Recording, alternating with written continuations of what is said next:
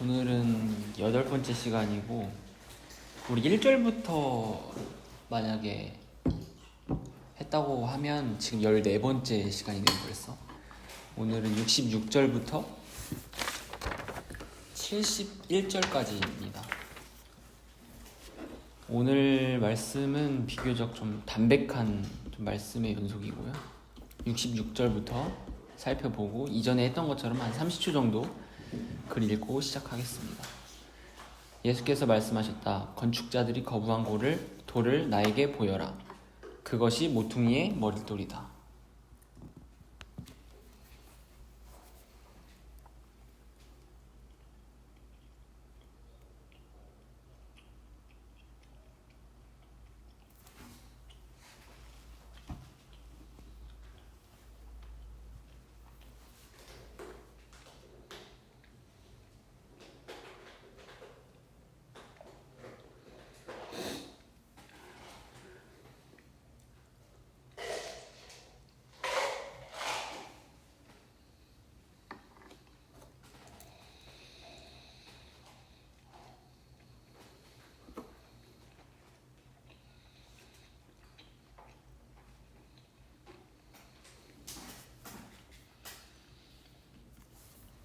네, 66절 본문은 아마 공관복음에서도 등장하는 말씀이고요. 먼저 거부한 돌에 대해서 묵상을 할 필요가 있는데 이것을 이제 보여라 라고 한 예수의 말씀에 착안해서 두 측면에 대해서 살펴보면 첫 번째는 이제 우리가 어떤 보지 않으려는 사람의 속성을 지금 돌로 표현하고 있다는 점이고, 두 번째는 보이지 않는 돌이라는 의미가 강합니다.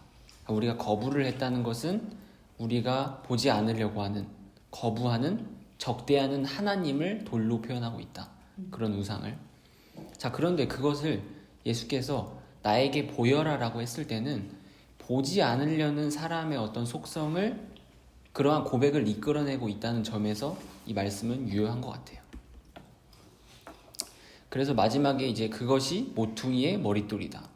어떻게 그 거부한 돌이 보이지 않으려고 하고 보지 않으려고 하고 보이지 않는 돌이 어떻게 모퉁이의 머릿돌이 되는 것이냐.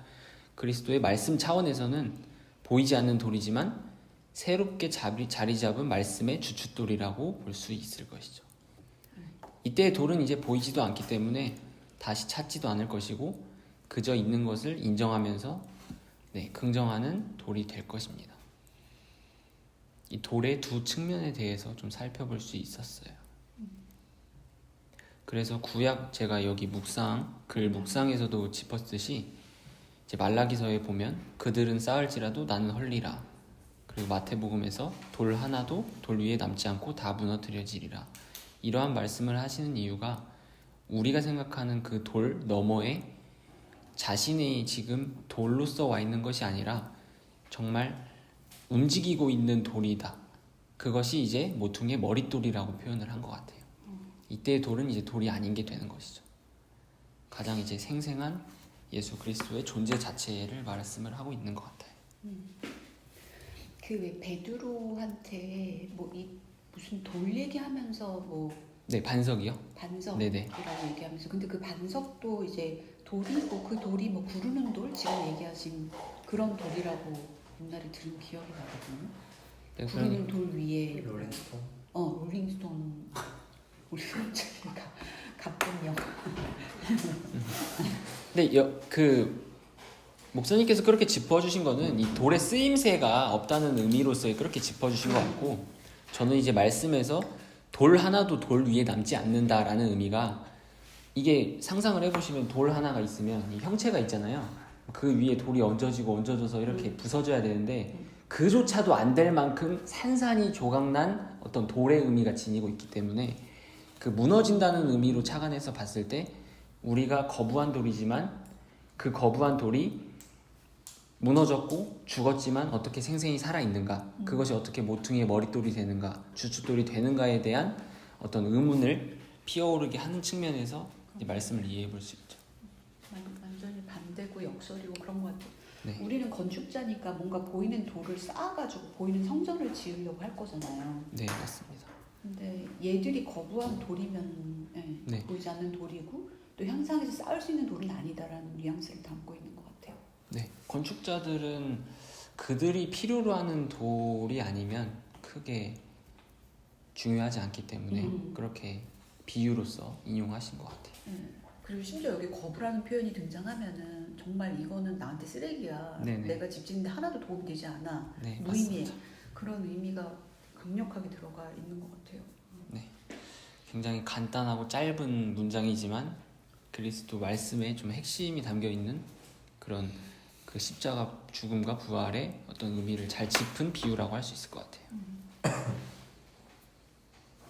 저는 그렇게 봤어요. 그거 똑같은 의미인데 쓸모 있냐 없냐, 그러니까 세상의 기준 가치로만 보는 시각에서는 건축가들에게는 보이지 않는 거죠. 네, 그러니까 우리 쓸모로만 보면 우리도 인간관계나 뭐 무슨 물건이나 뭐 이런 거를 따질 때 솔직히 이 사람이 나에게 유익이 돼? 뭐 쓸모가 있어? 이렇게 쓸모 있음과 없음 그러면 다 구분해버리잖아요. 세상적으로. 그러니까 이 건축가들도 예수가 눈에 안 보인 진짜 예수를 못 보는 건 쓸모없다는 거지. 세상의 눈에서 전혀. 그러니까 뭐 거부조차도 뭐 거부하는 것조차도 없을 정도의 그런 무의미함은 보이지 않는 수준까지도 나아가는 걸 얘기를 하는 것 같아요. 그럴 수는 있잖아요. 그러니까 나한테 유익이 안 된다는 그 얘기가 예를 들면 내가 이걸 팔아가지고 돈으로 이제 재화로 바꾼다 뭐 이런 것도 있을 수 있지만 어느 지점까지 계속 천착해서 파고 들어가 보면은 그냥 나한테 쓸모는 없어요, 현상적으로. 그렇지만 내 기분에는 또 들 수도 있거든요. 나는 그냥 이 돌이 예뻐. 그래도 나의 그게 기분을 좋게 해준다는 유익성을 갖고 있잖아요. 그러면 최소한 그 돌을 거부하진 않았을 텐데 지금 경희 집사님 말씀하신 것처럼 아예 보이지 않았을 것 같아요. 네. 어떠한 식으로도 그 정말 보이지 않는 수준까지 눈에 들어오지 않는 그 지경이라는 게 네, 맞습니다. 복음은 그런 거 아닌가. 자매님 어떻게 생각하세요? 작가님의 의견을 고르는데. 이제 그런 돌들을 이제 보여라라고 했기 때문에 저는 여기 글에도 제가 표현을 했지만 보이지 않는 돌을 긍정하는 것이 어떻게 보면 우리가 지금 허름한 옷을 입고 있는, 그리고 때로는 나귀를 타고 오는 그 예수, 그거의 표면적인 모습이 아니라 본질 예수, 우리가 볼 수 없는 본질 예수의 상을 그리는 어떤 정말 애매모호한 명령 아닌 명령이지만 우리가 이 말씀을 받아들일 때 이 돌의 의미를 우리의 새로운 성전, 새로운 머릿돌로서 이해할 수 있을 것이다. 그렇게 보고 있습니다. 아멘. 그러면 67절로 넘어갈게요. 예수께서 말씀하셨다. 모든 것을 아는 자, 하지만 자신에 대해서는 모르는 자, 이런 이는 아무것도 모르는 자와 다르지 않다.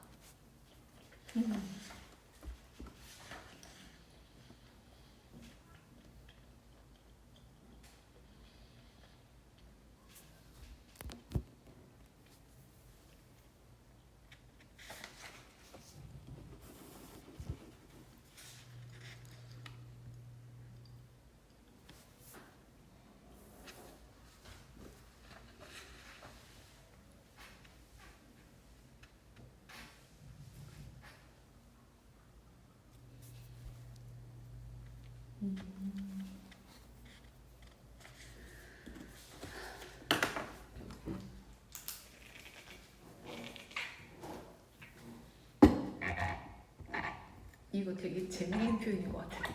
네. 그럼 좀 나눠볼게요. 67절은 사실 도마복음에만 나오는 표현이고, 어떻게 보면 도마복음이 약간 그 일반 성현의 글처럼 느껴지는 그런 뉘앙스로 느껴지는 이유가 이런 본문 때문인 것 같아요. 하지만 저는 이 말씀도 굉장히 중요하다고 보고요.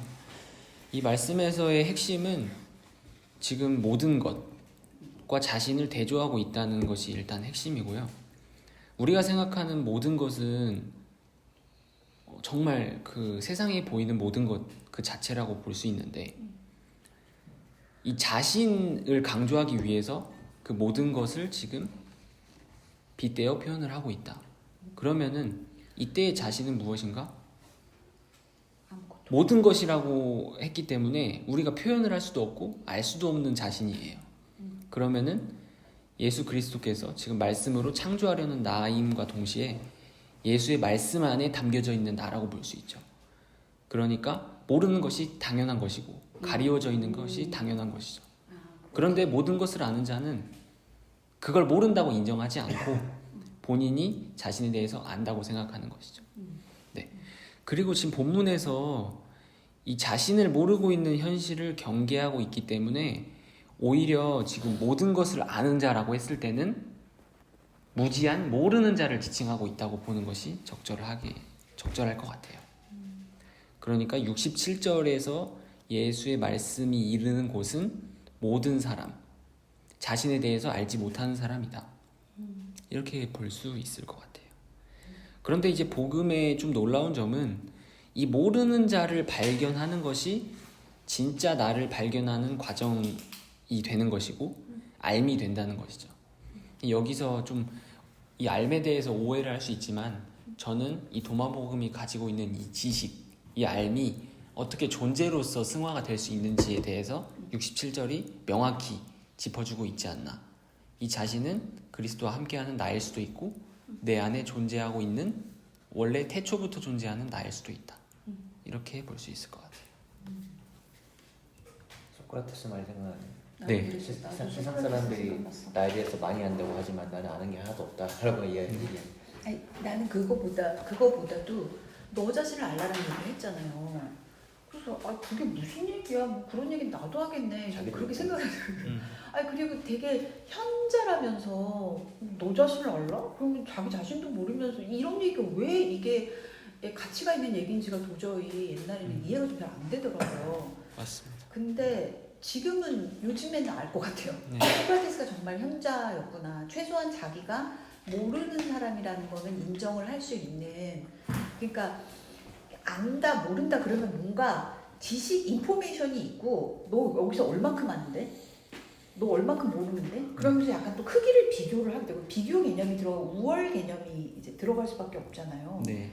근데 복음에서 얘기하는 거는 그래서 저는 정말 복음이 너무 좋은 게 지식을 얘기하는 게 절대 아닌 것 같아요. 지식, 인포메이션 이게 아니라 그걸 통해서 이제 뭔가 눈을 뜬다고 그래야 되나? 자각한다고 그래야 되나? 여긴 이제 알미라고 또 표현을 하니까 뭐 지식을 아나? 모르나? 이런 걸로 또 이렇게 나아갈 수 있는데 쭉 이렇게 보면은 내 마음속에 아하 하고 이렇게 들어오는 그런 순간 있잖아요. 네. 그런 자각의 순간? 네. 현타가 오는 순간?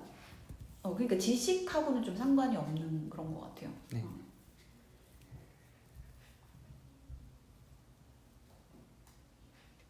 좀 누구나 할 법한 이야기인데 저는 예수의 그 전체적인 복음의 맥락 속에서 이 자신을 존재로 이해할 때 크게 무리가 없을 것 같다라는 생각이 드는 구절이었습니다. 뭐 하나님을 아는 것이 뭐 영생은 하나님을 아는 것이다 했을 때의 그 암도 우리가 생각하는 암이 될 수도 있고 그 암 너머에 우리는 이 암을 이해할 때 암의 결핍으로서 암을 이해하는 거기 때문에 이건 지식의 크기로 보기에는 좀 어렵다라는 생각이 들고요. 맞아요. 그러니까 소크라테스가 그랬대요.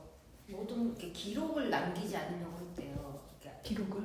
대화 가운데서 소크라테스에 나온 책은 뭐예요? 그 제자들이 기록한 건가요? 그런 거겠죠. 그러니까 대화 가운데서 그러니까 암이라는 게 이렇게 움직이는 무슨 운동성, 활동성으로 그 사람은 생각을 나는 잘 몰라 그 사람의 개념이? 이게 좀 그랬던 것 같아요. 그래서 자기는 글을 남기는 걸 되게 안 좋아했다고 하는데 그러니까 안다는 것도 내가 볼 때는 이거 알았어 이게 없는 것 같아. 이 성경에서 말하는 이거구나 이게 없고 계속 가변성인 거죠. 이게 계속 변하는 거. 그 안다는 거 아는 거. 그래서 나 약간 그런 생각이 드는 거야. 어떤 존재성. 그래서 얘랑 나랑 관계를 맺어서 계속 교감, 아까 뭐 라키아, 공창, 공명, 파동 이런 얘기도 했지만 계속 주거니 받거니 하는 어떤 관계성, 공명성, 또 교감 이런 게 굉장히 더 중요한 부분인 것 같아요. 지식을 내가 얼마큼 알아 몰라 이런 게 아니라 정말 누구랑 관계를 맺는다라는 말로도 비유가 될 수 있을 정도로 이게 내가 알면 알수록 있잖아요. 근데 그런 건 있는 것 같아. 그러니까 이거를 지식으로 자꾸 접근을 하고 그러다 보면은 내가 이만큼 알았구나. 내가 뭐 10년 믿었어, 20년 믿었어. 그럼 그게 적체되고 쌓여서 나는 그 정도의 어떤 지식을 갖고 있고 나는 그 정도의 존재성이 있는 사람이야. 라는 사람이 사실은 아무것도 모르는 거겠죠. 예수님이 봤을 때. 그래서 답답하고 좀 탄식이 나올 수밖에 없는 상태일 수 있을 것 같아요. 그러니까 자아가 비대해질 대로 비대해져 있는데 사실은 그거를 인지 못할 때 그 순간에 예수님의 은혜가 필요한 거 아닌가 생각이 맞습니다. 들어요. 네. 우리가 그 율법하고 복음의 차이를 볼 때 저는 가장 크게 도드라지는 부분이 율법이라고 했을 때 우리가 법이라고 했을 때는 이 목적과 수단을 항상 떠올릴 수밖에 없고 저희는 그렇게 읽을 그렇죠. 수밖에 없는데 네. 예수님의 말씀이 모호한 이유가 목적이나 수단을 찾기가 굉장히 어려워요. 그러니까 66절도 마찬가지고 67절도 그냥 앞으로 더 무엇을 해야 되는지에 대해서 그 방향성을 제시하지 않는다는 점이죠. 그래서 67절도 사실 애매하게 끝나잖아요. 아무것도 모르는 자와 다르지 않다. 그러면은 그래서 어쩌라고? 그래서 어쩌라고가 나올 수밖에 없는 이유가 이 지금 첫 문장에 모든 것을 아는 자에 대해서 무너뜨리고 있어요. 그럼 도대체 우리가 알아야 될 게 뭐지라는 의문을 갖거든요. 저는 예수님의 말씀이 굉장히 매력적인 이유 중에 하나도 목적이나 수단으로부터의 어떤 해방감을 느끼는 부분이 있지 않을까. 그런 측면도 좀 생각해 볼 수 있는 것 같아요.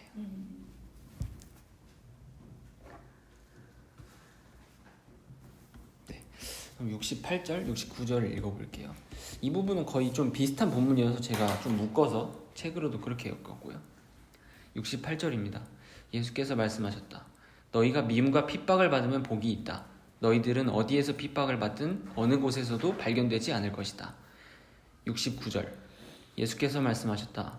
그들의 마음속에서 핍박받는 자는 복이 있다. 그들은 진실로 아버지를 알게 되었음이라. 또한 배고픈 자는 복이 있나니 그들의 배는 채워질 것이다. 네, 한 1분 정도 글 읽고 나눠보겠습니다.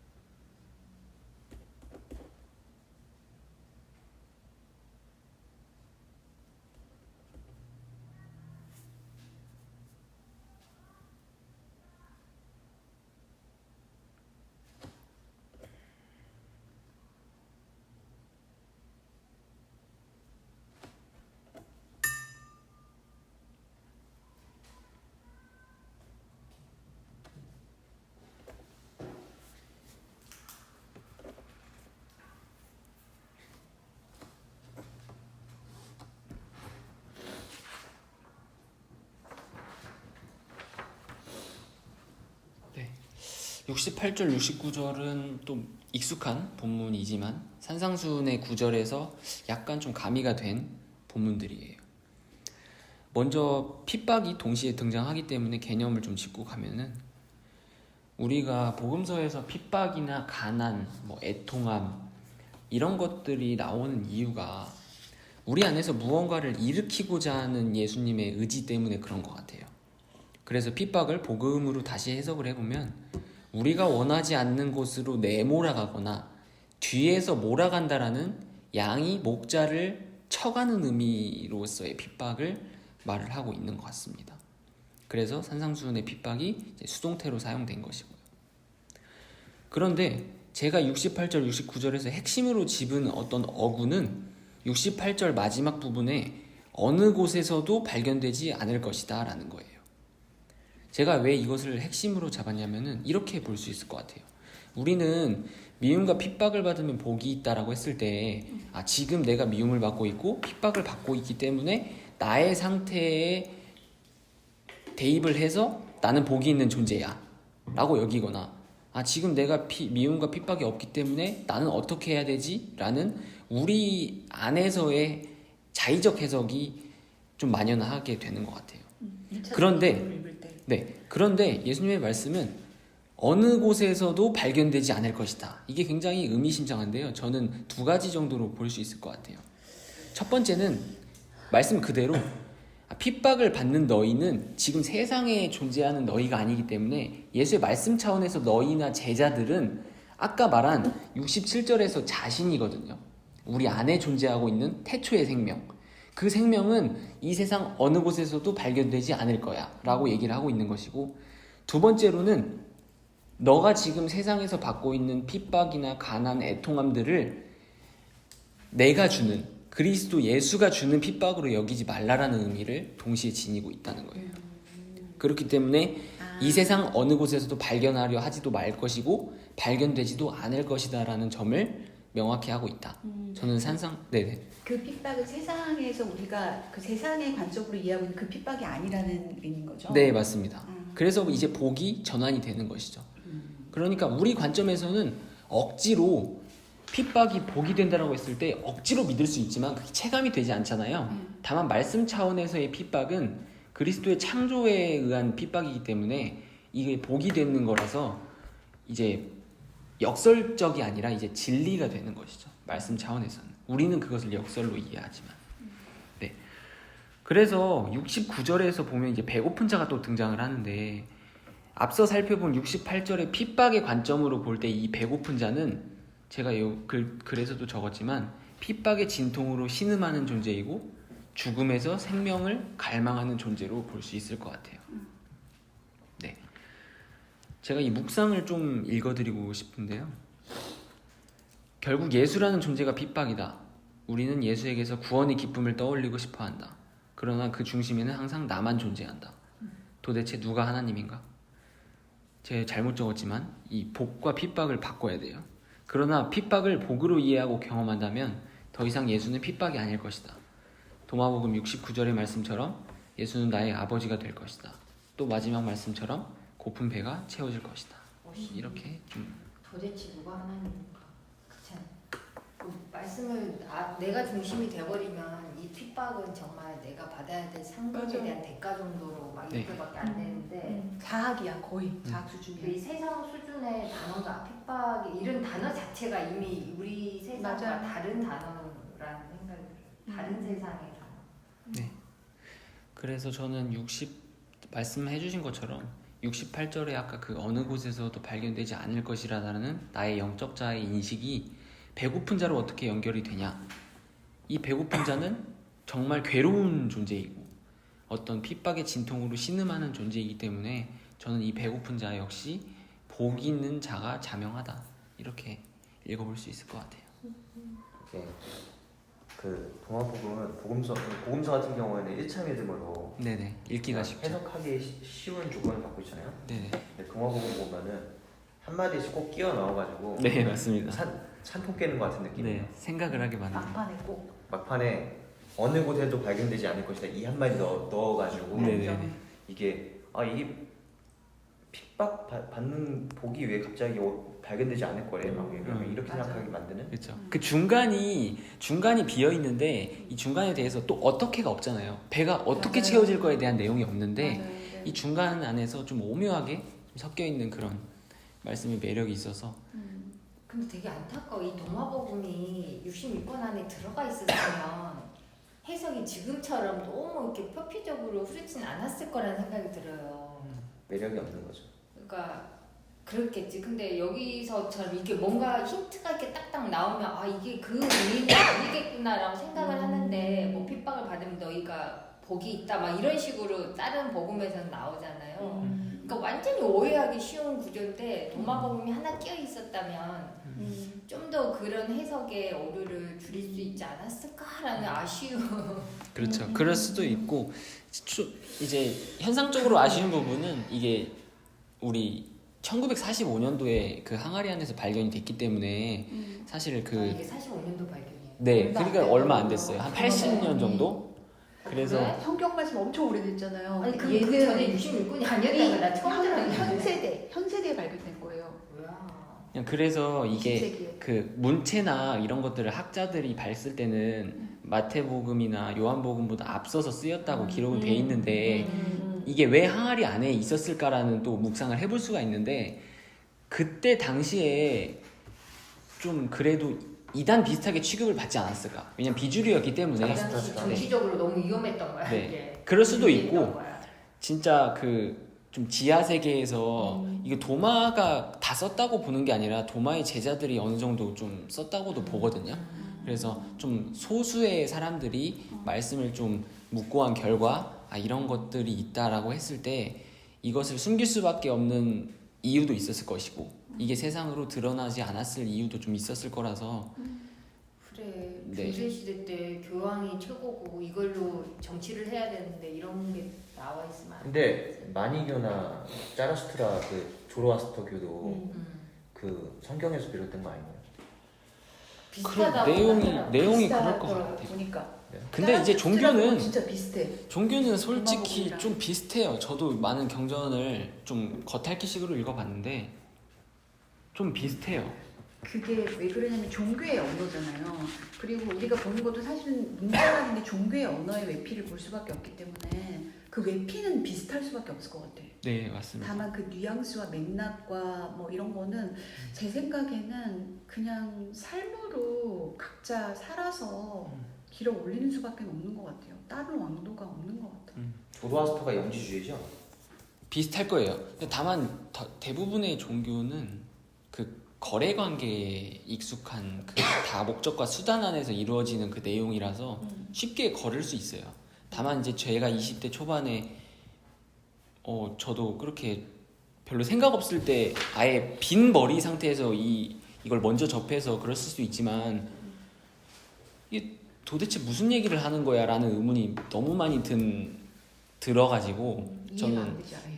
네, 이해가 안 되는 것 때문에 사실 이걸 짚었던 것 같아요. 만약에 그냥 이해가 되고 내가 이걸 줄 테니까 너도 이거 해라라고 했으면 굳이 안 봤을 텐데 이분이 계속 좀 행동도 그렇고 갑자기 또 사라지고 뭐 이 말하고 좀 없어지고 이제 그런 것 때문에 이 여정을 찾아보다 보니까 제가 이것에 좀 집중을 한 게 아닌가. 맞아요. 그런 그래서 생각이 저도 들어요. 진짜 그 말에 대해 공감을 하는데 창한 형제 나름대로의 삶으로 통과해서 길어 올렸다고 생각을 해요. 그리고 1차 믿음에서부터 그러니까 출발할 수밖에 없고 지금 얘기하셨잖아요. 이게 도대체 무슨 얘기냐. 난 이거 너무 알고 싶다. 궁금하다. 그거는 지식이나 어떤 내가 알고자 하는 의지 같은 걸 수 있잖아요. 그건 네네. 인간의 것일 수 있잖아요. 네. 우리가 1차 믿음에서 얘기하는 인간의 의지가 반영된 종교성. 그걸로 사실은 출발을 했지만 결국에는 이제 마지막에 그거를 주도해서 이끌어내서 나중에는 고백을 할 수밖에 없는 네. 그 순간으로 이끌어가는 힘은 하나님의 시간의 힘이다. 그런 생각이 많이 들어요. 저도 뭐 시간은 짧지만 제가 이렇게 말씀을 드렸지만 사실 그러한 모호한 그 의미를 찾아서 가는 그 여정 안에서도 이게 진짜 종교성이 굉장히 짙다라고 느낀 게 예수님의 말씀이나 산상수훈을 처음 접할 때는 그런 의문도 있었지만 결국에는 율법으로 읽을 수밖에 없더라고요. 그래서 저도 이제 저를 쳐가면서 이거 지켜보겠다고 노력한 적도 많고 뭐 사람마다 좀 정도의 차이는 있겠지만 열심을 부려서 이걸 좀 이뤄보겠다 뭐 그런 생각도 동시에 가지고 있었기 때문에 저는 뭐 1차 믿음이냐 2차 믿음이냐 무엇이 더 중요하냐 그런 생각은 지금은 하지는 않는 것 같아요. 다만 이제 사람이 갖고 있는 한계는 명확히 확인을 한 시간들이었고 물론 좀 짧았을 수 있지만요. 그랬던 것 같아요. 네. 그러면 70절 한번 읽어볼게요. 예수께서 말씀하셨다. 만약 너희가 너희 안에 있는 것으로 내어놓으면 너희가 내어놓은 그것이 너를 살릴 것이다. 하지만 만약 너희 안에 그것이 없다면 그 없는 것이 너희를 죽일 것이다. 진짜 대박이네.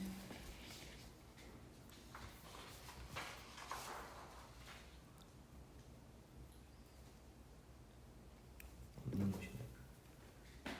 그거 같네. 있는 자는 계속 가지고 없는 자는 있는 것만 잡혀 하기를. 그럴 수도 있죠. 그 말도. 네네. 좀 비슷합니다.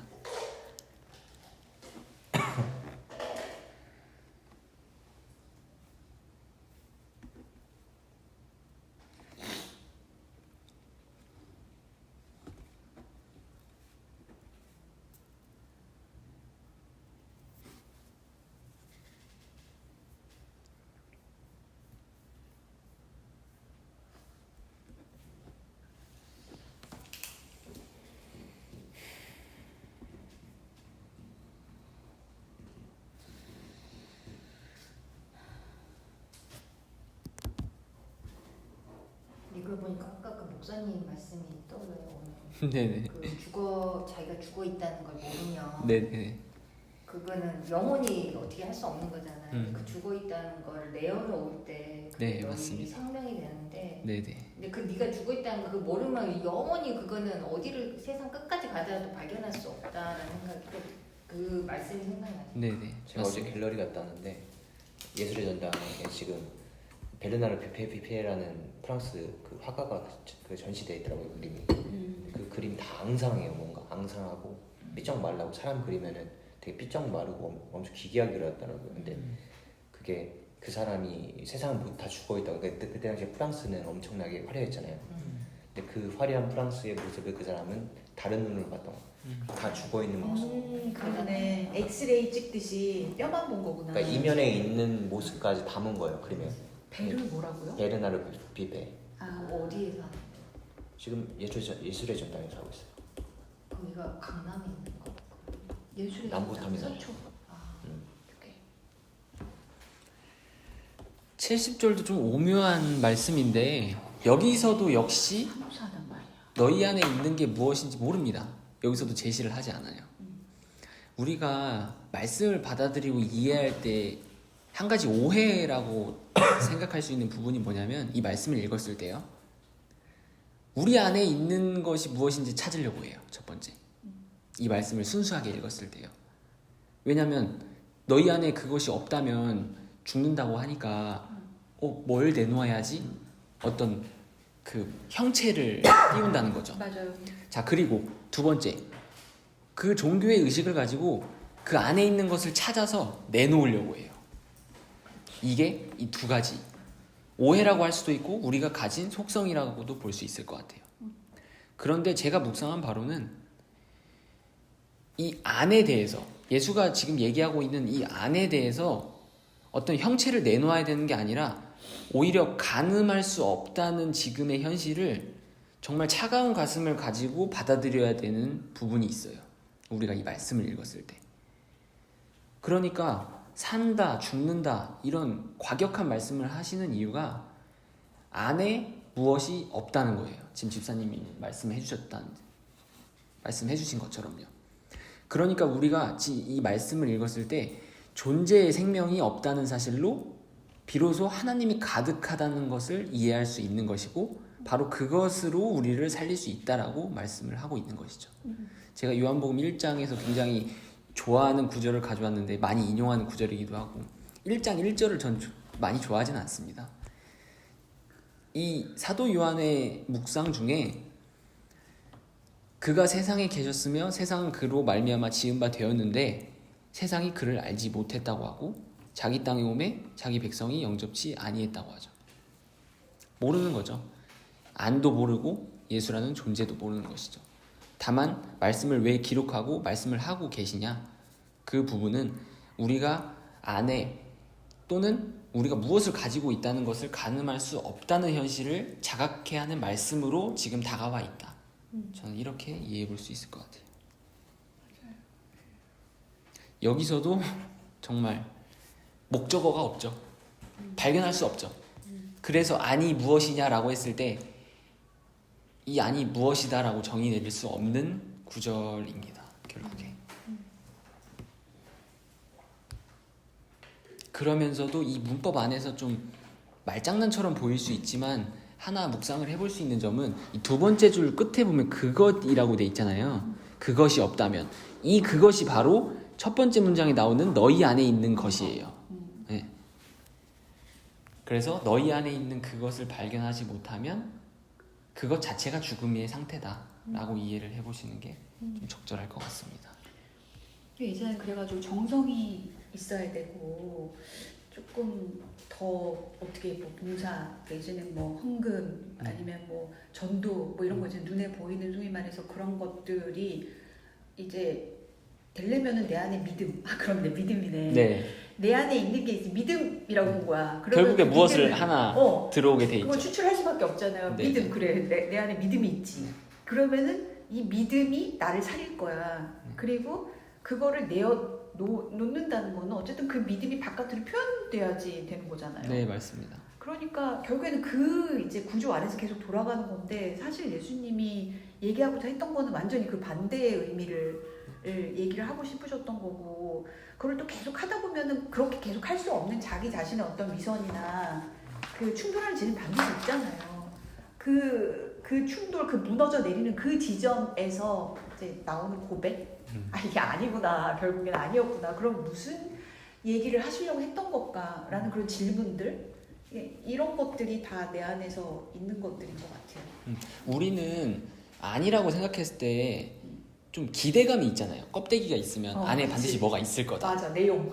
그런데 예수님이 말씀하시는 안은 진짜 없다라는 걸 얘기하는 것 같아요. 저는. 근데 우리는 안을 생각할 때 있을 거야, 있어, 뭐 이런 생각을 가지고 말씀을 읽기 때문에 항상 무엇이 들어올 수밖에 없는 것 같아요. 맞아요, 동의해요. 네, 그래서 저는 좀 도마복음이 좀 비판을 받더라도 이제 기독교 안에서 말씀을 사랑하는 성도들 안에서 좀 반드시 읽었으면 좋겠는 추천을 하고 싶은 그런 복음서가 아닌가 그렇게 생각이 드네요.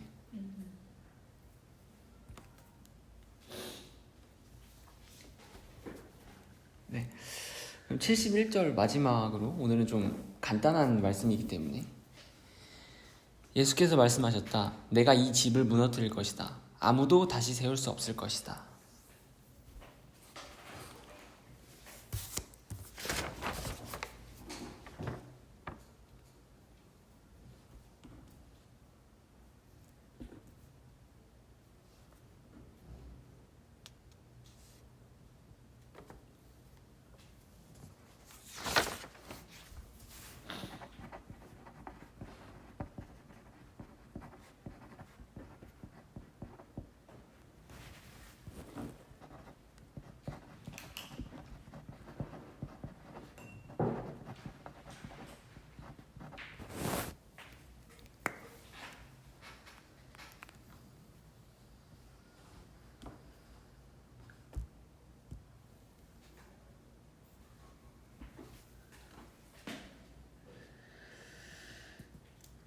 네, 71절도 아마 좀 익숙한 본문이 아닐까 생각이 들고요.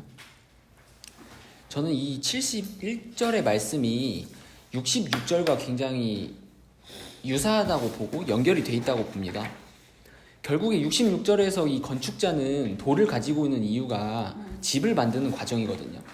다만 66절에서의 그 돌은 우리한테 아무 쓸모없는 돌로 집을 지으라고 한 거예요.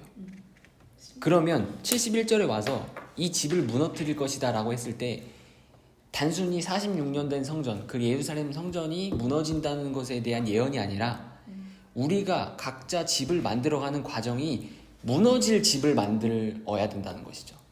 그러니까 무너져야 될 집을 네. 만들어야 된다. 그러니까 우리가 인생의 여정 가운데 십자가의 그 죽음의 의미를 짚어내야 된다라는 그런 비유도 담고 있는 것이고, 실제로 본인이 십자가 도상에서 죽음으로 보여준 게 71절의 어떤 임무 완수라고도 볼 수 있을 것 같아요.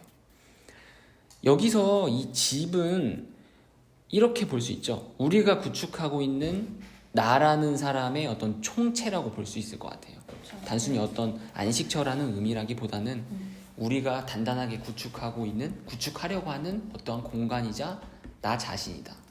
이렇게 볼 수 있을 것 같고, 저는 여기서 핵심으로 좀 묵상하고 싶었던 부분은 이 말씀을 표면적으로 읽어서 어떤 다시 집을 지을 수 없다는 그런 불가능한 일을 말하고 있기보다는 이 예수님의 무너뜨리는 행위, 십자가의 행위를 이해할 때 결코 다시 세우지 않을 것이다. 이 아무도가 가지고 있는 거는 아무도 세울 수 없다라는 불가능한 일이라기보다는 이 집을 무너진 집을 이해할 때 그것을 결코 세우지 않는다는 의미를 갖고 있죠.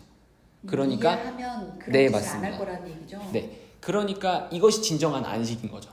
우리는 말씀을 받아들였을 때 그거 가지고 뭔가를 만들려고 하고 꾸미려고 하고 더 바치려고 하는 성질이 이제 종교성인데, 이 예수의 말씀이 다다르는 곳은 안식의 의미에 가깝다. 저는 이렇게 묵상을 해봤고요. 이것이 저는 핵심인 것 같고, 또 하나의 복음의 놀라운 점은 이 무너진 집을 이해할 때 그 집이 비로소 아까 집사님 말씀해 주셨던 것처럼 베드로한테 얘기한 그 집이 반석이 될 것이다 라고 하는 그 예수님의 어떤 극단적인 마이너스가 플러스가 되는 그 과정이 아닐까. 그래서 무너지는 것도 세워지는 것도 동시에 일어나는 어떤 복음의 사건이다 이렇게 볼 수 있을 것 같아요. 그러니까 주원기 목사님처럼 이미 말씀의 이면을 깨달으면 1차 믿음은 되돌아갈 수 없다는 거랑 비슷해요. 다시 세울 수가 없잖아요. 1차 네. 믿음.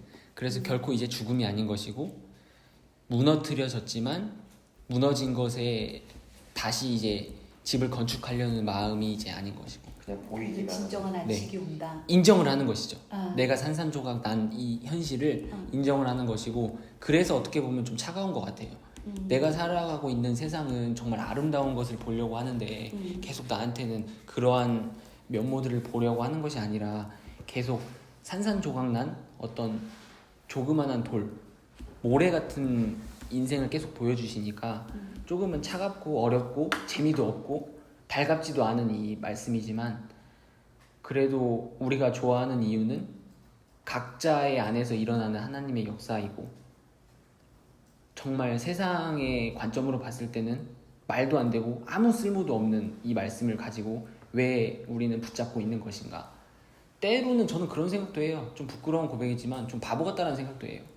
내가 이 생각에 사로잡혀 있기 때문에 이 말씀을 잡고 있는 것이 아닌가라는 생각이 당연히 들죠. 저는 그게 사람이기 때문에 내가 갖고 있는 한계 속에서 내 시스템 안에서 살아가고 있기 때문에 드는 생각이라 옛날에는 그런 생각이 들면 굉장히 죄책감이 들고 정말 허벅지를 찔러가면서 이런 생각을 하지 않게끔 내 안을 바꿔야겠다. 70절에 나온 것처럼 내 안을 바꿔야겠다라는 생각이 이제 강했는데 맞아. 지금은 이 무너뜨려진 집에서 정말 다시 세우지 않을 거야. 안 와도 돼라는 어떤 안식의 용기를 받는 말씀이 제 안에 들어왔기 때문에 이제는 좀 거부할 수 없는 상태가 된 게 아닌가. 그러한 자부심도 가져요. 그러니까 삶의 연속이지만 그러한 자신감과 어떤 용기를 바탕으로 어떤 자부심 아닌 자부심을 갖고 있다. 그래서 저는 아까 득현님은 중요한 말씀을 해주셨지만 저는 이전의 삶으로 절대 돌아갈 수 없다고 확신을 하는 거고 어떻게 보면 좀 자만일 수도 있는데 전 그렇지는 않다고 그렇다기보다도 보거든요. 본인의 의지하고 상관없이 네네. 아마 그런 일이 그런 마음의 상태가 되지 않았을까 싶어요. 네 맞습니다. 돌아갈 수 없는 거죠. 내 안에 능력이 있어 돌아가고 싶다 하더라도 돌아갈 수가 없는 거야. 이미 그걸 그 영역 안에 있지 않는 거죠. 그래서 옛날에 그 치매 얘기하셨지만 그 치매도 결국에 우리 안에서 벌어지는 인간의 시간 일이기 안에서. 때문에 네. 전 크게 이제 두려움은 갖지 않고 이제 살 수 있지 않을까. 아마 제가 금방 한 고백을 여기 계신 분들도 다들 그 말로 하진 않았지만 속으로 다 생각을 하셨을 거예요. 저는 그러한 접점들을 어느 정도 있다고 보기 때문에 이러한 고백을 할 수 있지 않은가. 근데 치매도 가끔 정신 돌아오잖아요. 죽기 전에 돌아오기도 하고. 가끔 왔다 갔다 하더라고. 왔다 갔다지 아예 돌아오진 않더라고요. 좀 무거운 말씀이었는데 오늘은 비교적 좀 짧은 구절이기도 했고 오늘의 그 6개 구절이었죠. 6개 구절의 좀 핵심은 아니지만 짚어볼 점은 어떤 목적이나 수단이 거의 보이지 않는다. 우리가 지금 이 말씀을 알고 보기 때문에 좀 보이는 거지 처음 읽은 사람이 이 국어의 문법을 봤을 때 어떤 목적성을 발견하기는 굉장히 힘들어요. 71절도 마찬가지로 아무도 세울 수 없을 것이다. 그럼 집은 무엇이고 결국에 무엇에 대한 답변을 내놓기가 힘들다는 점. 하지만 그 모호한 점이 우리한테는 복으로 다가올 것이다. 이렇게 보고 있습니다. 모호하고 육하원칙도 안 되고. 근데 그래서 더 뭔가 더 풍성하게 나눌 수 있는 여지가 생기는 것 같아요. 네네. 모호하기 때문에 네. 좀 더 다양하게 볼 수 있는 앵글도 생기는 것 같아요. 아버지와 아들, 네, 맞습니다. 성령이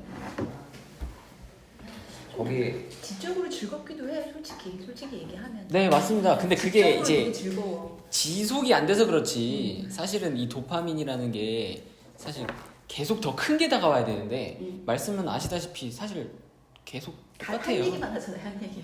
그렇죠. 그거의 다양한 측면을 느끼는 의미에서는 제가 글을 써보니까 알겠더라고요. 그러니까 한 가지를 표현을 하더라도 이거 가져오고 저거 가져오고 하다 보면은 좀 재미를 느끼지만 그것에 좀 권태라기보다는 우리가 삶을 살아가는 이 몸의 안에서 너무 즐거운 것들도 많고 이거보다 더 깊은 그런 감정에 그 영향을 미치는 요소들이 많기 때문에 이제 그런 아니, 것 같은 생각도 들고요. 집사님들은 안 그러세요? 그러니까 이거 복음을 이제 조금씩 관계를 맺어갈수록 뭔가 좀 센서가 발달한다는 느낌? 그런 느낌이 좀 있어요. 이거는 복음하고 그렇죠. 딱히 네네. 직접적인 얘기는 아닌데 모호한 거를 자꾸 이제 얘기를 하고 이러다 보니까 주변을 볼 때 다양하게 들어와. 근데 이제 어제는 내가 어디를 산책을 했나 그래서 부촌인가 어디를 산책을 하는데 큰 공간이에요. 뻥 뚫린 큰 공간에 너무 쓸데없이 구조물을 거기다 막 넣어놓은 거야. 그러니까 저 공간을 왜 저렇게 쓸데없이 잔뜩 채워놨지? 그리고 밑에 이렇게 정작 자기가 팔려고 하는 물건을 요만하게 해놨어. 신발을 예를 들어서 한 대여섯 켤레를 팔잖아? 그러면 이따가는 창고 같은 커다란 공간에 정말 쓸데없는 구조물을 딱 세워놓고 그 밑에다가 자기가 팔려고 하는 운동화 대여섯 개만 거기다 널어놓은 거야. 그래서 아니 왜 저렇게 했을까라고 생각을 했는데 딱 보니까 쓸데없는 짓을 했잖아. 공간을 낭비했잖아. 근데 희한하게 그게 그 물건을 더 돋보이게 해. 시각적으로. 그래서 저게 쓸데없이 공간을 채웠지만 사실은 어떻게 보면 저 목적성을 더 돋보이게 해주는 건가? 그러니까 기법적으로. 그런 생각이 좀 많이 들더라고요. 그럴 수도 있겠네요. 그러니까 그런 것들이 이렇게 좀 들어와. 이렇게 지나다니다 보면은. 그런 것들이. 그림이 이래요. 대박. 그러니까 이게 정말